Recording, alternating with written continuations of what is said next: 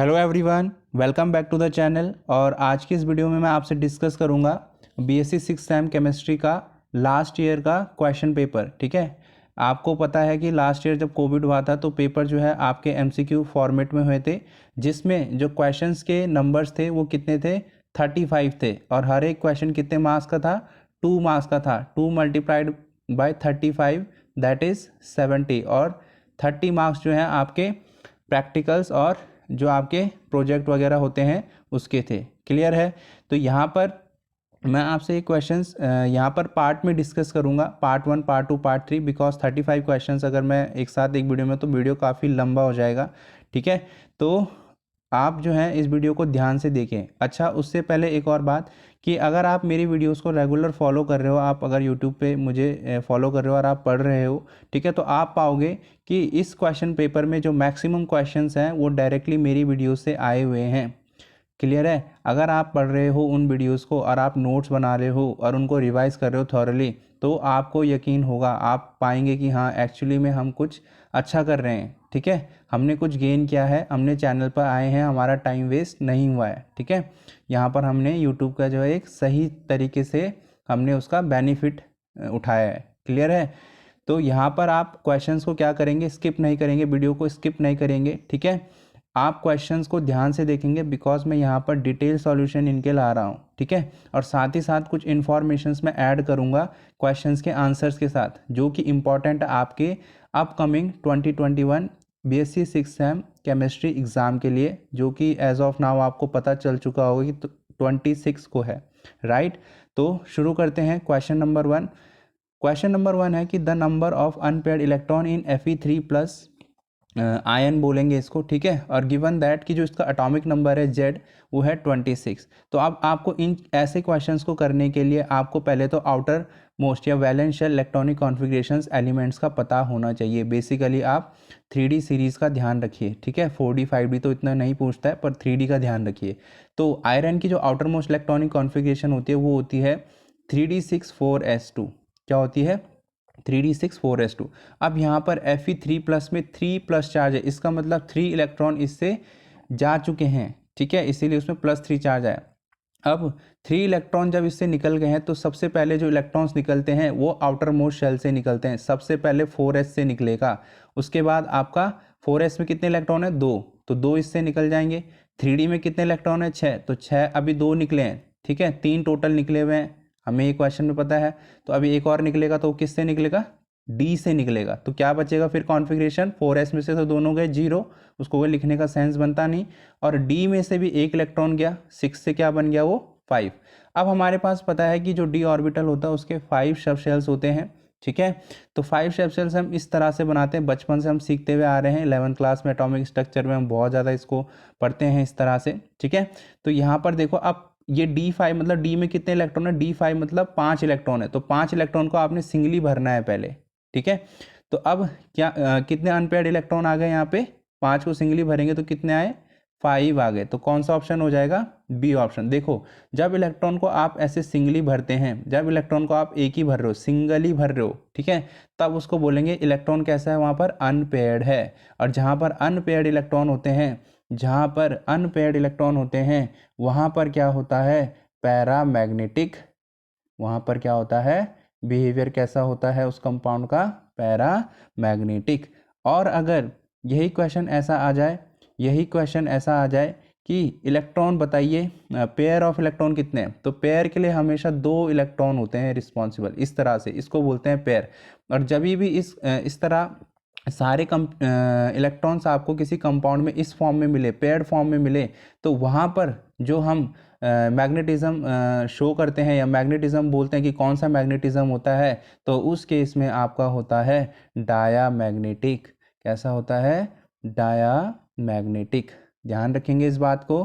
ठीक है, तो अगर इसी में ऐसा हो जाता, मान लो D6 होता कॉन्फ़िगरेशन, क्या होता, D6 होता, क्या होता, अगर आपका कॉन्फ़िगरेशन इसमें D6 हो जाता, मतलब D6 होता इस तरह से, D6 होता D5 की जगह, तो तब आप इलेक्ट्रॉन ऐसे भरते। मतलब तब यहाँ पर तब भी कैसे भरना था, इसी तरीके से भरना था, 1 2 3 4 5 और ये छठवां यहाँ, ठीक है। और मान लो ये सभी ऐसे हो जाते, डबली फील्ड हो जाते, तब ये कैसा होता, तब ये आपका डायामैग्नेटिक हो जाता, क्योंकि अब सारे इलेक्ट्रॉन्स क्या हैं, डबली फील्ड है, पेयर में है सारे इलेक्ट्रॉन, सिंगल इलेक्ट्रॉन यहाँ पर कोई नहीं है। क्लियर है। तो ये तो इसका आंसर क्या हो जाएगा, 5 हो जाएगा, ऑप्शन बी। नेक्स्ट क्वेश्चन पे हम चलते हैं। नेक्स्ट क्वेश्चन है आपका question number 2, which of the following does not belong to first transition series. ठीक है, फर्स्ट ट्रांजिशन सीरीज को कौन बिलोंग नहीं करता। तो देखो ध्यान रहे, हमारे पास 3D सीरीज है, डी ब्लॉक में 4D है और 5D है। तो जो फर्स्ट मैंने बनाई है ये आपकी 3D है, नेक्स्ट वाली आपकी 4D सीरीज है और थर्ड वाली आपकी 5D सीरीज है। ठीक है, तो ये किसके लिए पूछ रहा है, हमें किसके लिए पूछ रहा है, फर्स्ट ट्रांजिशन। देखो 3D सीरीज को फर्स्ट ट्रांजिशन सीरीज आपकी ये हो गई ऊपर वाली।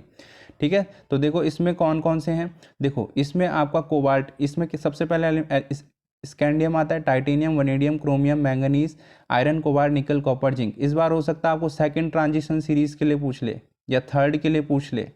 ठीक है, तो ये बात आप ध्यान रखेंगे। तो फर्स्ट में क्या है, scandium, titanium, vanadium, chromium, manganese, Fe iron, Co cobalt, Ni निकल, Cu कॉपर, Zn जिंक। उसी के नीचे 4D में कौन सा, इट्रियम, 5D में कौन सा है, लेंथेनम, फिर यहाँ पर क्या है, जिरकोनियम, फिर ये हैप्नियम, आपका नायोबियम, आपका टेंटेलम, मोलिब्डेनम, ठीक है, tungsten, technetium, rhenium, ruthenium, osmium, rhodium, iridium, palladium, platinum, silver, आपका कॉपर, आपका कैडमियम, आपका मर्करी। क्लियर है। तो देखो ये जो सारे एलिमेंट है BCD वाले देख रहे हो आप, BCD, ये जो B है, C है, D है, ये तो फर्स्ट ट्रांजिशन के हैं। देखो C क्रोमियम, क्रोमियम कहाँ पर है भाई, ये है भाई यहाँ पर। ठीक है, वनेडियम कहाँ पर है, वनेडियम कहाँ पर है, मैं थोड़ा कलर चेंज करता हूँ। क्रोमियम तो आपका ये है, ठीक है। B है कोबाल्ट, कोबाल्ट आपका ये है। D है आपका वनेडियम, वनेडियम ये है। तो ये जो BCD है ये तो फर्स्ट ट्रांजिशन सीरीज के एलिमेंट है, लेकिन जो ऑप्शन ए है आपका, जो आपका ऑप्शन ए है यानी सिल्वर, वो फर्स्ट ट्रांजिशन सीरीज का नहीं है, वो है आपका सेकंड ट्रांजिशन सीरीज का, कॉपर के जस्ट नीचे आता है। ठीक है, तो ये बात ध्यान रखें। तो हो सकता है इस बार 3D का पूछ ले, या सेकंड ट्रांजिशन सीरीज यानी 3D पूछ ले, third transition series second transition series यानी 4D और थर्ड ट्रांजिशन सीरीज यानी 5D। तो ये बात आप ध्यान रखो। ठीक है, ये बात आप ध्यान रखेंगे। मैं यहाँ पे एक बार ब्रश से बता भी देता हूँ कि ये क्या है आपका, ये 3D है, ये आपका 4D है और नेक्स्ट जो लास्ट वाली आपकी 5D है। ठीक है, तो ये आप मेंशन कर लेना। तो इसका सही आंसर क्या हो जाएगा, इसका सही आंसर हो जाएगा silver. Silver is a element of second transition series, not first.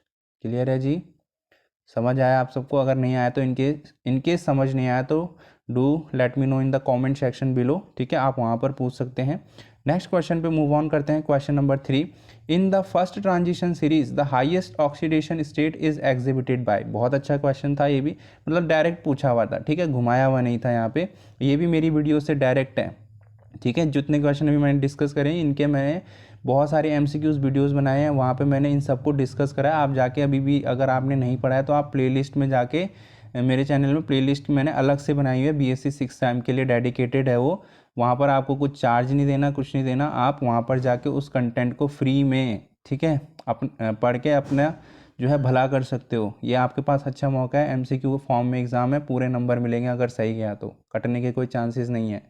ठीक है, तो ये बोल रहा है क्वेश्चन थर्ड में कि in the first transition series the highest oxidation state is exhibited by. Highest oxidation state कौन दिखाएगा, हाईएस्ट पूछा है, ये भी ध्यान रखें, कहीं पता चला लोएस्ट पढ़ लिया। ठीक है, तो देखो क्रोमियम की जो हाईएस्ट ऑक्सीडेशन स्टेट होती है वो +6 होती है। ठीक है, फर्स्ट ट्रांजिशन पूछ रहा है देखो, इसलिए 3D सीरीज पढ़ के जाना। ठीक है, 3D सीरीज कौन सी बोल रहा हूँ मैं, ये वाली, ये आपकी 3D सीरीज है, इसे पढ़ के जाना, इसके बारे में खासकर बहुत ज़्यादा पूछ रहा है। तो यहाँ पर देखिए हाईएस्ट पूछ रहा है, तो क्रोमियम का बच्चों होता है +6, मैंगनीज का होता है +7। ठीक है, नेक्स्ट आपको जो कोबाल्ट का है, ठीक है, नेक्स्ट आपका कोबाल्ट का भी क्या है, +6 है। ठीक है, और आपका कॉपर का जो हाईएस्ट होता है वो कितना होता है, +3, और जो आपका मैंगनीज का होता है वो कितना होता है, +7, और क्रोमियम का कितना होता है, +6।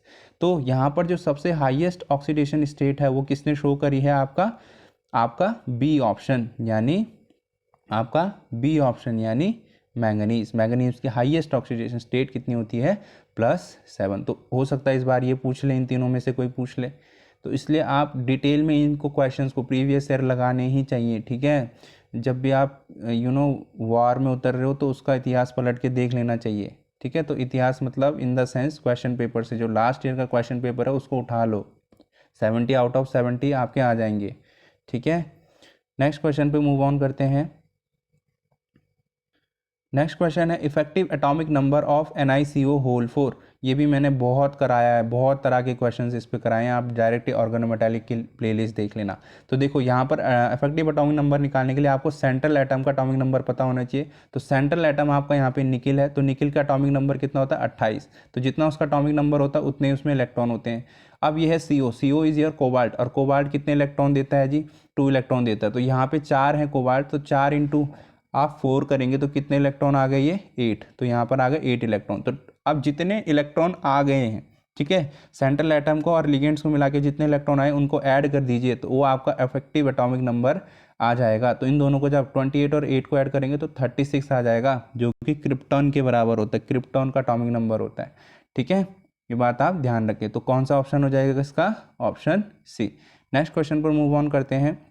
क्वेश्चन नंबर 5, तो ज्योमेट्री या फिर शेप ऑफ FeCN होल 6 इस, देखो CN मैंने बोला था आपको ऑर्गेनोमेटालिक में मैंने डिटेल में पढ़ाया हुआ, तो मैं यहाँ पर आपसे डिस्कस, देखो जब भी कोऑर्डिनेशन नंबर 6, जो भी ये मेटल होता है, आयरन इज मेटल, मेटल से जुड़े हुए जो भी ये मोर नंबर में, देखो CN होता है आपका साइनाइड, ठीक है। तो जिसका नंबर ज़्यादा होगा, ठीक है, वो आपका लिगेंड होता है। तो यहाँ पर अगर लिगेंड क्या है? 6 है, लिगेंड क्या है? 6 है, तो उसको हम बोलते हैं कोऑर्डिनेशन नंबर 6 है, ठीक है। एक मेटल एटम से कितने लिगेंड जुड़े हुए हैं वो होता है उसका कोऑर्डिनेशन नंबर। तो यहाँ पर 6 जुड़े हुए हैं, तो कोऑर्डिनेशन नंबर कितना हो गया? 6। और जब भी कोऑर्डिनेशन नंबर 6 होगा तो उस टाइम पे आपकी जो ज्योमेट्री या शेप कह दें आप, वो होगी आपकी ऑक्टाहेड्रल। तो इसका सही ऑप्शन क्या हो जाएगा? Option A. हाँ, एक और बात आप ध्यान रखें, अगर कोऑर्डिनेशन 4 होता, मतलब यहाँ पे साइनाइड की जगह 6 यहाँ पे जो लिखा हुआ है वो 4 होता 6 की जगह, तो आपका टेट्राहेड्रल या फिर स्क्वायर प्लेनर होता, तब आपका बी या सी में से होता, ठीक है। लेकिन वहाँ पे स्क्वायर प्लेनर कैसे हम पता चलेगा? जो sp3 है, वो टेट्राहेड्रल है, उसमें हाइब्रिडाइजेशन आपकी sp3 आती है, और जो स्क्वायर प्लेनर है उसमें आपकी हाइब्रिडाइजेशन dsp2 आती है। तो ये बात आप ध्यान रखें, ये आप नोट डाउन कर लें, ठीक है। यहाँ से भी पूछा जा सकता है, ठीक है, क्योंकि जो एग्ज़ाम बनाएगा वो लास्ट ईयर का पेपर देखेगा ज़रूर और ट्रैप में फंस सकता है, ठीक है। तो ये बात आप ध्यान रखें। तो इसका सही ऑप्शन क्या हो जाएगा? ए। अगर यहाँ पे CN4 होता तब बी और सी में से होता, पर उस केस में आपको हाइब्रिडाइजेशन बता के चलता कि मेटल की हाइब्रिडाइजेशन DsP2 है, तो DsP होगा तो आप DsP2 होगा तो बी ऑप्शन मार देंगे। अगर उसने कहा है मेटल की हाइब्रिडाइजेशन sp3 है तो आप ऑप्शन सी के साथ जाएंगे, दैट इज टेट्राहेड्रल। क्लियर है। नेक्स्ट क्वेश्चन पर मूव ऑन करते हैं, एंड क्वेश्चन नंबर 6 है आपका, the chemical formula of red peroxychromate. बहुत ध्यान से देखिएगा इसको, ठीक है। पिछले साल ये भी मैंने अपनी वीडियोस में, सब जितने क्वेश्चंस अभी तक आए हैं मैं अपनी वीडियो में डिस्कस कर चुका हूँ, आपको यकीन नहीं है तो आप प्लेलिस्ट जाके चेक कर लो, ठीक है। तो रेड पेरोक्सीक्रोमेट का फॉर्मूला क्या होता है? K6Cr2O16। डायरेक्ट ये जिसको याद होगा वही ये कर सकता है, ठीक है। अगर अब इस बार क्या हो सकता है? ब्लू पेरोक्सीक्रोमेट का पूछ सकता है, तो ब्लू पेरोक्सीक्रोमेट का फॉर्मूला होता है K2Cr2O12। तो ये भी आप नोट डाउन कर सकते हो। क्लियर है। नेक्स्ट क्वेश्चन है question number 7, an example of olefin complex. देखो ओलिफिन कॉम्प्लेक्स का एग्जाम्पल जो है वो आपका जेसे सॉल्ट, ये भी मैं अपनी वीडियो में ऑर्गेनोमेटालिक की प्लेलिस्ट में पढ़ा चुका हूँ बहुत ज़्यादा डिटेल में, वहाँ पर से आप इसको देख सकते हैं। बहुत ज़्यादा इंपॉर्टेंट कंपाउंड होता है, इसलिए इस पर क्वेश्चंस आने कॉमन है, यूजुअली इस पे पूछा जाता है बहुत बार। तो देखो, तो इसका सही आंसर हो जाएगा ओलिफिन कॉम्प्लेक्स। ओलिफिन मतलब आपका एल्कीन से है, ठीक है जी। तो यहाँ पर ओलिफिन कॉम्प्लेक्स क्या होगा? देखो यहाँ पर ये जो जैसे सॉल्ट होता है इसमें मेटल सबसे पहले तो अंदर सेंटर में प्लैटिनम होता है जो कि +2 ऑक्सीडेशन स्टेट में होता है, और साइड में इसमें 3 क्लोरीन लगे होते हैं, ठीक है जी। 3 क्लोरीन होते हैं, और यहाँ पर एक जो होता है वो इसका इथीन होता है, CH2 इथीन होता है। इसीलिए देखो olefin, olefin is your alkene and ethene is your also a alkene. और जो ये प्लैटिनम होती है उसकी हाइब्रिडाइजेशन क्या होती है, DsP2। और जब हाइब्रिडाइजेशन DsP2 होगी तो मैंने अभी जस्ट बताया था आपको कि हाइब्रिडाइजेशन DsP2 है तो उसकी ज्योमेट्री हमेशा और हमेशा स्क्वायर प्लेनर होगी। क्लियर है। तो यहाँ पर इसकी जो प्लैटिनम इस जैसे सॉल्ट की या इस ओलेफिन कॉम्प्लेक्स की जो ज्योमेट्री है वो या शेप आप कह दें वो क्या है, स्क्वायर प्लेनर ज्योमेट्री। ध्यान से इन बातों को नोट करते हुए चले। हो सकता है इस बार ऑक्सीडेशन स्टेट पूछ ले प्लैटिनम की, ये पूछ ले कितने क्लोरीन एटम होते हैं, जैसे सॉल्ट में ऑप्शन में दे दिया 1 2 3 तो ऑप्शन क्या हो जाएगा 3। तो ऐसे ही इस तरह के क्वेश्चंस बनेंगे। ठीक है, तो इसका ऑप्शन क्या हो जाएगा, ऑप्शन बी जैसे सॉल्ट। क्लियर है। नेक्स्ट क्वेश्चन पर मूव ऑन करते हैं। नेक्स्ट क्वेश्चन है कि which is ferrocene among the following. देखो जो फेरोसिन होता है वो होता है फेरोसिन, जो आंसर इसका हो जाएगा वो होगा ऑप्शन बी Fe-ईटा 5।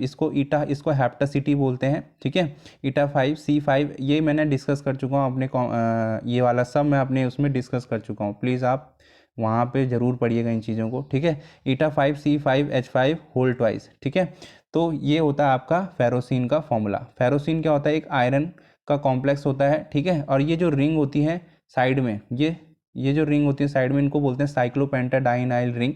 ठीक है, और इन पे जो चार्ज होता है -1 होता है, इसलिए आयरन की आप ऑक्सीडेशन स्टेट निकालेंगे तो वो +2 के बराबर आएगी। किसके बराबर आएगी, +2 के बराबर आएगी।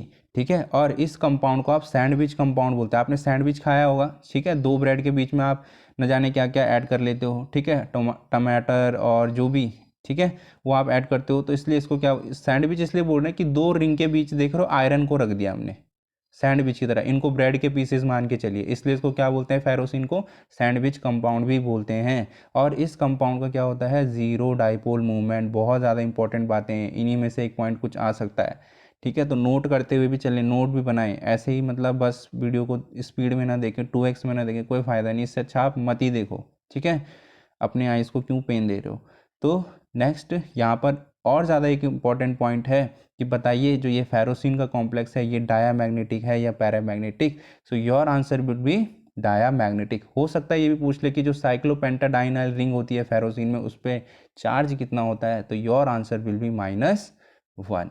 क्लियर है। नेक्स्ट क्वेश्चन पे मूव ऑन करते हैं, क्वेश्चन नंबर 9 पर। ठीक है, तो क्वेश्चन नंबर 9 पर मूव ऑन करेंगे।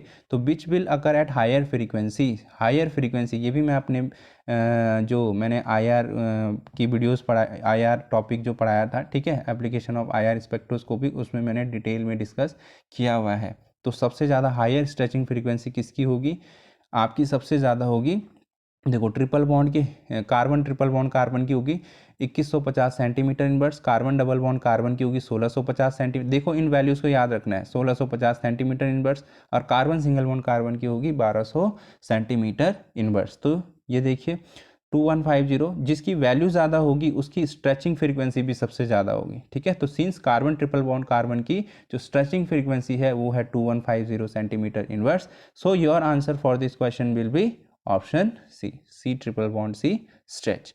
ठीक है, तो डायरेक्ट इन वैल्यूज़ को याद रखिए। हो सकता है इस बार सी सिंगल बॉन्ड सिंगल का पूछ ले कि बताइए वैल्यू कितनी होती है, और ये बेसिक है क्योंकि इनको 11th-12th में ही पढ़ लेते हैं एल्केन्स और एल्कीन्स चैप्टर में। ठीक है, तो ये पूछेगा क्योंकि पता ही है उसको कि हम पढ़ चुके हैं। ठीक है, तो इसलिए ध्यान रखें, ये आप नोट करते हुए चलें। और लास्ट क्वेश्चन पे मूव ऑन करते हैं। ठीक है, क्योंकि जो है मैं अभी ये वीडियो बहुत लंबा हो जाएगा क्योंकि डिटेल सॉल्यूशन है ये। ठीक है, तो इसलिए जो इसके 10 के बाद 11 to 20 है वो नेक्स्ट पार्ट बनाऊंगा, और फिर उसके बाद next part.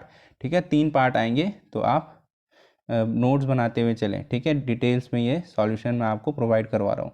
The wavelength of UV radiation is, देखिए यूवी रेडिएशन की जो वेवलेंथ होती है वो कितनी होती है, 200 से लेके 400 नैनोमीटर। अब सवाल है यूवी क्यों पूछा, क्योंकि यूवी विजिबल स्पेक्ट्रोस्कोपी आपके सिलेबस में है भाई, तो वो नहीं पूछेगा तो क्या पूछेगा, समझ रहे हो। और अगर विजिबल की पूछ ले, इस बार शायद विजिबल पूछ ले आपसे, तो उसका आंसर हो जाएगा 400 से लेके 800 नैनोमीटर।